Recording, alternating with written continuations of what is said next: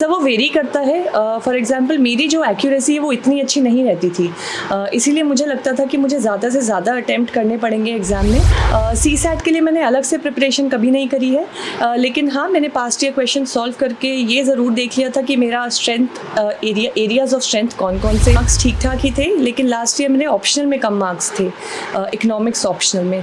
तो इस साल मैंने इकोनॉमिक्स ऑप्शनल में बहुत ज़्यादा फोकस डाला। बस डेफिनेशन होनी चाहिए, डेफिनेशन के साथ एक एग्जाम्पल होना चाहिए। कोई प्रीवियस ब्यूरोक्रेट हो सकता है जिसने बहुत अच्छा काम किया है। वो नोट्स हैं, उन्हीं को बार बार रिवाइज करती थी, उन्हीं को बार बार याद करती थी। एटलीस्ट आपके नोट्स की 4-5 सीरियस रिविजन बहुत इंपॉर्टेंट है, ताकि आप उनको रिप्रोड्यूस कर सकें। Hello everyone, welcome to student. So हमारे साथ है इशिता राठी मैम, जिनका यूपीएससी में 8 रैंक के साथ सिलेक्शन हुआ है। तो आज हम मैम की book list, strategy and journey जानते हैं। ये मैम का 3rd अटैम्प्ट था और जो मैम का ऑप्शनल है वो इकोनॉमिक्स है।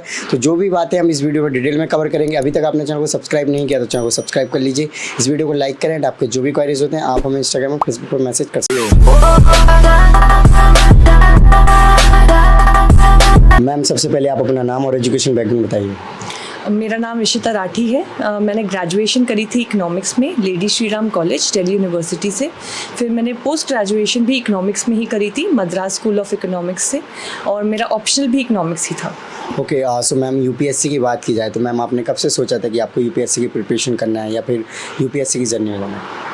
सब बचपन से ही मेरे पेरेंट्स मेरे को मोटिवेट करते थे। ये उनका ड्रीम था कि मैं एक सिविल सर्वेंट बनूं, लेकिन जब कॉलेज में आई और करियर पाथ डिसाइड करना था तो अपने पेरेंट्स से इंस्पायर होके मैंने डिसाइड किया कि मैं यूपीएससी की परीक्षा दूंगी। ओके, सो मैम, जब आपने अभी इस बार रिजल्ट देखा, आपका 8 रैंक आया, फाइनल सिलेक्शन हुआ, तो मैम आपका क्या रिएक्शन था और आपके घर वालों का क्या रिएक्शन था? क्योंकि मैम लास्ट टाइम जब आपने इंटरव्यू दिया था तो मैम सभी लोग ये विश कर रहे थे कि आप फाइनल लिस्ट में आए टॉप रैंक के साथ, बट अनफॉर्चुनेटली नहीं हुआ था। तो मैम इसे सर, एक्चुअली ये एग्ज़ाम बहुत रैंडम है, थोड़ा अनसर्टेन भी है, तो आप कॉन्फिडेंट तो नहीं रह सकते। एटलीस्ट मैं तो नहीं थी कि मेरा लिस्ट में भी नाम होगा। 8 रैंक आना तो मेरे लिए एक ड्रीम जैसा ही है, एक सरप्राइज़ ही मिला था मेरे को, बहुत प्लेजेंट सरप्राइज़। लेकिन मेरे पेरेंट्स और मेरी फैमिली, मेरे फ्रेंड्स को मेरे पे पूरा भरोसा था। उनको लगता था, वो मुझे कहते थे कि लिस्ट में इस बार ज़रूर नाम आएगा। आई थिंक उन्हीं के लव और ब्लेसिंग्स थे जिसकी वजह से मुझे ये रैंक हासिल हुई है इस बार। ओके, सो जैसा कि मैम आपका इकोनॉमिक्स बैकग्राउंड था, फिर आप यूपीएससी की प्रिपरेशन में आए, तो मैम कैसे प्रिपरेशन करना स्टार्ट किया, फिर रिसोर्सेज को कैसे कलेक्ट करना स्टार्ट किया, फिर गाइडेंस लें? सर, मैंने स्ट्रैटेजीज़ देखी थी प्रीवियस टॉपर्स की, उनके ब्लॉग्स में ज़रूर पढ़ती थी। उन्होंने जो बुक लिस्ट जो सजेस्ट करी थी वही बुक लिस्ट मैंने भी अडॉप्ट करी थी, जो मुझे ठीक लगा। बाकी मैंने इकोनॉमिक्स के लिए विभास सर का question and answers PYQ analysis वाला जो कोर्स है वो भी ज्वाइन किया था, जिससे मुझे काफ़ी फ़ायदा हुआ। ऐसे मैंने इकोनॉमिक्स की प्रिपरेशन करी। ओके, सो मैम प्रीलिम्स की स्ट्रैटेजी बताइए कि आपकी प्रीलिम्स की स्ट्रैटेजी क्या रहती है? सो प्रीलिम्स की स्ट्रैटेजी में 2 पार्ट्स होते हैं, एक होता है स्टैटिक, एक होता है करंट। स्टैटिक के लिए मैंने भी वही बेसिक बुक्स रेफ़र करी थी, जैसे कि पॉलिटी के लिए लक्ष्मीकांत, हिस्ट्री के लिए स्पेक्ट्रम एक्सेट्रा, जो बाकी सब करते हैं, कुछ एक्स्ट्रा नहीं किया था। बाकी जो करंट होता था उसके लिए मैंने सिर्फ एक मैगज़ीन रेफ़र करी थी, मैंने विजन की PT 365 रेफ़र करी थी। इसके अलावा मैं बहुत सारे मॉक टेस्ट देती थी, और पेपर सॉल्विंग स्ट्रैटेजी जो एक होती है, हर एक इंसान की यूनिक स्ट्रैटेजी होती है। मैंने अपनी स्ट्रैटेजी बनाई थी और उसी को लेकर मैं एग्ज़ाम में जाती थी, और वैसे ही मैंने अपना प्रीलिम्स का एग्ज़ाम किया था। ओके, सो मैम जब प्रीलिम्स आप देते हैं तो कितने क्वेश्चन अटैम्प्ट करते हो मैम आप? सर, वो वेरी करता है। फॉर एग्जांपल मेरी जो एक्यूरेसी है वो इतनी अच्छी नहीं रहती थी, इसीलिए मुझे लगता था कि मुझे ज़्यादा से ज़्यादा अटैम्प्ट करने पड़ेंगे एग्ज़ाम में, ताकि मेरे सिलेक्शन के चांसेस बढ़ जाए। तो मैं अराउंड 85 to 95 क्वेश्चंस अटैम्प्ट करती थी। ओके, सो मैम जो क्वेश्चंस नहीं आ रहे होते हैं प्रीलिम्स में तो उनको कैसे आप सॉल्व करते थे? सर, कुछ क्वेश्चंस होते हैं जिसमें थोड़ा लॉजिक लगता है। ज़रूरी नहीं है आपने 1-1.5 साल में जो पढ़ा हो सिर्फ वही नॉलेज आपके काम आए। बचपन से जो आप पढ़ते हुए आ रहे हैं वो भी आपके काम आ सकती है। तो इसीलिए एग्ज़ाम में काम रहना बहुत ज़रूरी है। एग्ज़ाम में आप खुलकर सोच सकें, आप एक ब्रॉड थिंकिंग रख सकें, अपना लॉजिक अप्लाई कर सकें। इसके लिए अगर स्ट्रैटेजी रहेगी और आप काम रहेंगे तो दिमाग भी ज़्यादा काम करता है। तो जो लॉजिक वाले क्वेश्चन होते थे, जिन्हें लगता था, इंस्टिंक्ट कहता था कि हाँ शायद ये हो सकता है, तो मैं वो करती थी। लेकिन जो कुछ एंशिएंट, मिडीवल या फैक्चुअल क्वेश्चंस होते थे, जिनकी कहते हवा भी नहीं होती थी, उनको मैं बिल्कुल अटेम्प्ट नहीं करती थी। ओके मैम, जो CSAT है तो मैम CSAT के लिए आप क्या करते हैं? सी सैट के लिए मैंने अलग से प्रिपरेशन कभी नहीं करी है, लेकिन हाँ मैंने पास्ट ईयर क्वेश्चन सॉल्व करके ये ज़रूर देख लिया था कि मेरा स्ट्रेंथ एरियाज़ ऑफ स्ट्रेंथ कौन कौन से हैं। जैसे कि मेरा एरिया ऑफ स्ट्रेंथ रहता था इंग्लिश, जो पैसेजेस आते हैं तो मैं सबसे पहले वो अटैम्प्ट करती थी, उसके बाद जो लॉजिक वाले क्वेश्चंस होते हैं मैं वो करती थी। और क्योंकि मैंने कुछ अलग से प्रिपरेशन नहीं करी थी तो मैं मैथ्स के क्वेश्चन थोड़ा एंड में ही रखती थी कि अगर ज़रूरत पड़ जाए तो मैं तभी अटैम्प्ट करती थी। बट ये स्ट्रेंथ ऑफ एरिया सबके लिए अलग अलग डिफरेंट हो सकते हैं, तो अपनी स्ट्रैटेजी खुद बनानी चाहिए इसमें। राइट मैम, जो मैम आपका प्रीवियस ईयर जब नहीं हुआ था फाइनल लिस्ट में इंटरव्यू, फिर कुछ दिन बाद प्रीलिम्स था, तो मैम अपने आप को कैसे रिकवर किया, क्योंकि फाइनल लिस्ट में नाम नहीं आता तो अब इस बार डिमोटिवेशन सा होता है, तो मैम कैसे किया, देन एग्ज़ाम आप कैसे प्रिपेयर कर पाए उस टाइम में? मुश्किल तो बहुत था अपने आप को संभालना, क्योंकि इतना दूर तक आकर अगर वो चीज़ नहीं मिलती है तो डिसअपॉइंटमेंट ज़रूर होती है। लेकिन उस टाइम पे हार्डली 1 या 2 हफ्ते बचे हुए थे प्रीलिम्स एग्जामिनेशन के लिए, तो मैंने सोचा कि दुख है पर वो बाद में मना लेंगे, कुछ नहीं होता, दुख को डिले करते हैं, अभी जो ज़्यादा इंपॉर्टेंट है उस पर फोकस करते हैं। तो मैंने अपना पूरा फोकस नेक्स्ट प्रीलिम्स पे रखा था। मेरे पेरेंट्स ने, मेरे फ्रेंड्स ने बहुत सपोर्ट किया था, मेरे को मोटिवेशन प्रोवाइड करी थी और उन्हीं के हेल्प के थ्रू मैं ये क्रैक कर पाई। राइट मैम, सो मेंस की स्ट्रैटेजी बताइए मैम, क्योंकि मेंस कहीं ना कहीं फाइनेंस सिलेक्शन दिलाता है और अच्छे मार्क्स के साथ, तो मैम लास्ट ईयर मार्क्स क्या रहे और इस बार क्या रहे इसके साथ? सर मेंस में मेरे जीएस में तो मार्क्स ठीक ठाक ही थे, लेकिन लास्ट ईयर मेरे ऑप्शनल में कम मार्क्स थे, इकोनॉमिक्स ऑप्शनल में।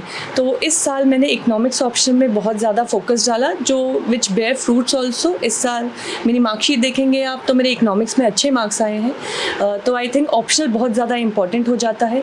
इसके साथ साथ कुछ लो हैंगिंग फ्रूट्स होते हैं, जैसे कि ऐसे हो गया, GS4 हो गया, तो इसमें इनपुट आउटपुट रेशियो बहुत अच्छा रहता है। आप थोड़ा सा एफर्ट डालेंगे तो फिर रिजल्ट्स आपके काफ़ी अच्छे आते हैं, तो मैंने इन पे ज़्यादा फोकस किया था। और स्ट्रैटेजी के लिए मैंने अपने खुद के नोट्स प्रिपेयर करे थे। मैं बेसिक बुक्स को और न्यूज़पेपर और करंट अफेयर मैगजीन्स को कंबाइन करके A4 साइज शीट पे अपने नोट्स बनाती थी। अगर कोई नई इन्फॉर्मेशन आती थी तो मैं उसी में अपडेट कर लेती थी, और मेरा आइडिया था कि प्रीलिम से पहले ही मेरे नोट्स तैयार हो जाने चाहिए, जो कि मैंने किया भी। और मेंस के टाइम पे जो प्रीलिम्स और मेंस के बीच का समय होता है, मैंने अपने ही नोट्स मल्टीपल टाइम्स रिवाइज़ किए थे, बहुत सारे टेस्ट लिखे थे, और इस तरीके से मैंने मेंस की preparation. Okay, so ma'am answer writing कैसे करते थे आप? सर प्रिपरेशन के टाइम पे मैं डेली आंसर राइटिंग करती थी। इनसाइट्स ऑन इंडिया पे जो करंट अफेयर्स के क्वेश्चंस आते हैं मैं वो लिखती थी। इसी के साथ साथ पास्ट ईयर क्वेश्चन पेपर्स में ज़रूर लेके साथ में बैठती थी, प्रिपेयर करते हुए उनको भी अटेम्प्ट करने की कोशिश करती थी। और जब मेरा सिलेबस एक बार कवर हो गया था तो मैंने टेस्ट सीरीज़ ज्वाइन करी थी। टेस्ट सीरीज़ में मैं आंसर लिख के आती थी, और इसी के साथ साथ कन्वर्ट IAS एक प्लेटफॉर्म है, उस पर मैं डेली क्वेश्चंस लिख के भेजती थी और वहाँ से वो चेक होके आते थे। फीडबैक के बेसिस पे मैं अपनी स्ट्रैटेजी फिर रिफाइन करती थी। राइट मैम, एथिक्स और ऐसे में नॉर्मली स्टूडेंट्स के कम मार्क्स रहते हैं, तो मैम इसके लिए आप क्या करते थे? सर एथिक्स के लिए मैंने ये किया था कि जो सिलेबस में हर एक वर्ड मेंशन है उसका मेरे पास डेफिनेशन होनी चाहिए, डेफिनेशन के साथ एक एग्जाम्पल होना चाहिए। कोई प्रीवियस ब्यूरोक्रेट हो सकता है जिसने बहुत अच्छा काम किया है, या कोई और आपको इंस्पायरिंग पर्सनालिटी लगता है, आप एक ऐसा एग्जाम्पल लिखिए जो पर्टिकुलर वैल्यू को रिफ्लेक्ट करता हो। इसी के साथ साथ मतलब हर एक जो टर्म होता था उस पर आधे पेज का राइटअप तो मेरे पास रेडी होता था, ताकि उससे क्वेश्चन आए तो मैं उसी को रेप्लिकेट कर सकूँ। और ऐसे में ऐसे रहता था कि ऐसे में कोट्स जो होते हैं और जो पॉपुलर टॉपिक्स होते हैं उस पर मैं ऐसे लिख कर देखती थी। ऐसे लिखने का भी अपना एक तरीका होता है, सबका अलग अलग तरीका होता है। मैंने भी प्रीवियस ईयर स्ट्रैटेजी जो टॉपर्स ने शेयर करी है उनको देखकर अपना खुद का तरीका जो है वो अपनाया था, तो इस तरीके से मैंने। राइट मैम, सो आपके स्ट्रॉन्गेस्ट एरिया क्या रहे मैम प्रिपरेशन में? सर मेरे को लगता है मेरे स्ट्रॉन्गेस्ट एरियाज़ थे, एक तो आंसर राइटिंग जो होता है, क्योंकि इस एग्ज़ाम में जितना इम्पॉर्टेंट प्रिपरेशन होता है उतना ही इम्पॉर्टेंट एग्ज़ाम को ख़त्म करना होता है। 20 क्वेश्चंस 3 घंटे में लिखना काफ़ी मुश्किल हो जाता है, तो इसके लिए टाइम मैनेजमेंट बहुत इम्पॉर्टेंट ज़रूरी है। तो टाइम मैनेजमेंट, जो डिसिप्लिन्ड अप्रोच होती है, अपनी स्ट्रैटेजी जो आपने फॉर्मुलेट करी है उसको रिफ़ाइन करना और उसको अप्लाई करना, इस तरीके से जो थोड़ी थोड़ी वैल्यूज़ होती हैं अपने कैरेक्टर में इम्बाइब करके, तो फिर ये किया जा सकता है। ओके, सो मैम अराउंड कितने घंटे आप डेली पढ़ते थे या फिर क्या टाइम स्लॉट बनाकर स्टडी करते थे? मैं कभी घंटों के हिसाब से तो पढ़ाई नहीं करती थी, लेकिन हाँ, मैं रोज़ एक अपना टाइम टेबल ज़रूर बना लेती थी कि आज मुझे क्या क्या कवर करना है।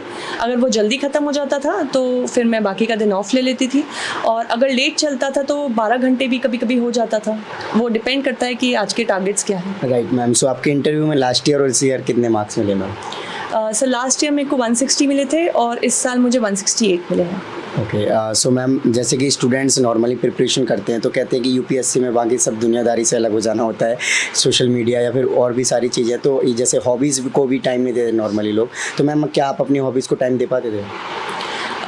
सर हाँ, थोड़ा सा कट ऑफ तो करना पड़ता है सोशल मीडिया, सोशल गैदरिंग से, क्योंकि ये एग्ज़ाम है ही ऐसा कि आपको बहुत ही फोकस और डिसिप्लिन रह के पढ़ना पड़ता है। तो मैंने भी ये किया था, लेकिन अपनी इमोशनल और फिज़िकल हेल्थ को बिल्कुल जो है इग्नोर मत कीजिएगा। मैंने भी अपनी हॉबीज़ जो होती हैं वो कंटिन्यू रखी थी। मैं अपने फ्रेंड्स, जो मेरे क्लोज़ फ्रेंड्स हैं, उनके साथ मिलती थी, उनसे बात भी करती थी, उनके साथ अपना प्रॉब्लम शेयर करती थी।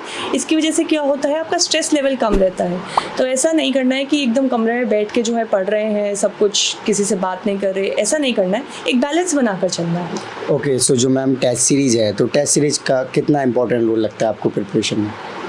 सर टेस्ट सीरीज़ का मुझे बहुत इंपॉर्टेंट रोल लगता है, प्रीलिम्स में भी और मेंस में भी। प्रीलिम्स में जो आप अपनी स्ट्रैटेजी, सॉल्विंग पेपर स्ट्रैटेजी जो डेवलप करते हैं और जो लॉजिक जो है वो और रिफाइन करते हैं, वो टेस्ट सीरीज़ के थ्रू होता है।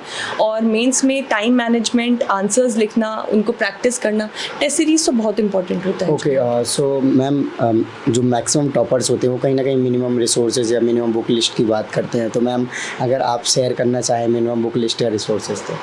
सर मैं जो अपनी डिटेल बुक लिस्ट और रिसोर्सेज हैं, जो मेरे नोट्स हैं, जो मुझे लगता है कि क्वालिटी नोट्स हैं, वो ज़रूर मैं अपलोड करूँगी मैं अपने ब्लॉग पर, और जब वो ब्लॉग का लिंक आएगा तो मैं ज़रूर शेयर करूँगी। जी मैम। ओके, सो मैम आपका जो ऑप्शनल है मैम, तो वो कितना हेल्पफुल रहा आपको फाइनल लिस्ट में पहुँचाने में, या फिर ऑप्शनल को लेकर आपने कैसे तैयारी की?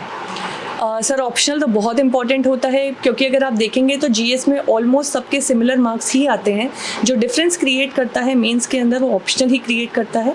और मेरे लिए इस बार ऑप्शनल काफ़ी फ्रूटफुल साबित हुआ। जो मेरी रैंक आई है, मैं तो अपने ऑप्शनल को ही इसका क्रेडिट देना चाहूँगी। ओके, सो मैम ऑप्शनल में कितने मार्क्स बताए थे आपने? सर मेरे इन टोटल 293 मार्क्स थे। ओके, सो मैम अगर बात की जाए जो प्रिपरेशन के दौरान कुछ ऐसे पर्सनालिटीज़ होंगे या फिर हमारे कुछ महान जो नेता लोग होते हैं, जो फॉर फ्रीडम फाइटर लोग होते हैं, या फिर कुछ ऐसी पर्सनालिटीज़ होते हैं जिनसे हम सीखते हैं, एग्जाम्पल कोट करते हैं अपने आंसर राइटिंग में, तो मैम ऐसे कुछ पर्सनालिटीज़ के नाम बताएं। सर बिल्कुल, सबसे ज़्यादा इम्पॉर्टेंट पर्सनालिटी तो हैं ही हमारे महात्मा गांधी, जिनको सभी रिस्पेक्ट करते हैं, not only in India but all over the world. इसके अलावा अपने सारे फ्रीडम फाइटर, नेताजी सुभाष चंद्र बोस, भगत सिंह, ये सभी काफ़ी इंस्पिरेशनल, सोर्स ऑफ इंस्पिरेशन भी रहते हैं आपकी लाइफ के अंदर भी, और एग्ज़ाम में लिखने में तो काम आते हैं। Okay, so ma'am student self study और कोचिंग को लेकर डाउट में रहते हैं, तो क्या इस प्रिपरेशन में कोचिंग लेना या सेल्फ स्टडी करना कैसे सही है? मैंने तो ज़्यादातर सेल्फ स्टडी ही करी थी, तो सेल्फ स्टडी के थ्रू भी एग्ज़ाम क्रैक किया जा सकता है, बिकॉज आजकल तो बहुत सारे ऑनलाइन रिसोर्सेज भी अवेलेबल हैं, यूट्यूब स्ट्रैटेजीज़ अवेलेबल हैं टॉपर्स की।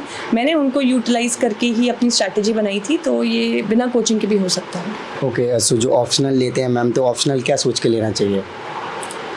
सर ऑप्शनल अपने इंटरेस्ट के बेसिस पे, अपने पैशन के बेसिस पे चूज़ करना चाहिए, बिकॉज ऑप्शनल एक ऐसा एरिया है जिसके साथ आप मैक्सिमम टाइम स्पेंड करेंगे। 60-70% of the preparation goes to optional, तो ऑप्शनल अपने इंटरेस्ट के बेसिस पर ही चूज़ कीजिए। ओके, सो मैम लास्ट में जो न्यू एस्पिरेंट हैं, फ्यूचर एस्पिरेंट, उनको क्या मैसेज देना चाहिए? सर मैं यही मैसेज देना चाहूँगी कि this exam is long, this exam is difficult, it requires a lot of patience, काफ़ी डिसिप्लिन की ज़रूरत है। स्ट्रैटेजी बना के अगर आप ये इस एग्ज़ाम को देंगे और साथ में लाइफ में एक हेल्दी बैलेंस मेंटेन करके रखेंगे, पढ़ाई के बीच में, जो है हॉबीज़ के बीच में, फ़न के बीच में, इमोशनल और फिज़िकल हेल्थ के बीच में, तो फिर ये एग्ज़ाम क्रैक करना थोड़ा पॉसिबल हो जाता है। ओके मैम, लास्ट दो क्वेश्चन और। मैम जो शॉर्ट नोट्स होते हैं तो वो कैसे बनाते थे मैम? सर मैं सिर्फ कीवर्ड्स लिखती थी, जो बड़े बड़े वर्ड्स होते थे उनके मैं सिंबल्स बना लेती थी, जैसे कॉन्स्टिट्यूशन का कोई सिंबल बना लिया या फिर विमेन एम्पावरमेंट का कोई सिंबल बना लिया। जो नोट्स मेरे हिसाब से ऐसे होने चाहिए जो आप ही समझ सकें, इतने क्रिस्प, इतने शॉर्ट होने चाहिए, तो उसके थ्रू रिवाइज़ करना भी आसान हो जाता है। ओके, और जो मैम रिवीजन है वो कैसे करते हैं? जो नोट्स हैं उन्हीं को बार बार रिवाइज़ करती थी, उन्हीं को बार बार याद करती थी। एटलीस्ट आपके नोट्स की 4-5 सीरियस रिविजन बहुत इंपॉर्टेंट है ताकि आप उनको रिप्रोड्यूस कर सकें एग्जामिनेशन के अंदर। Okay thank you so much ma'am. So guys, देखा आपने मैम ने अपनी जर्नी को और अपनी बुक लिस्ट डिटेल वगैरह जो भी स्ट्रेटजी है डिटेल में शेयर किया। सो आई होप कि आपको वीडियो अच्छी लगी होगी, तो इस वीडियो को लाइक करें एंड आपके जो भी क्वेरीज होते हैं आप हमें इंस्टाग्राम फेसबुक पर मैसेज कर सकते हैं। इन सभी के लिंक वीडियो के डिस्क्रिप्शन में। जय हिंद।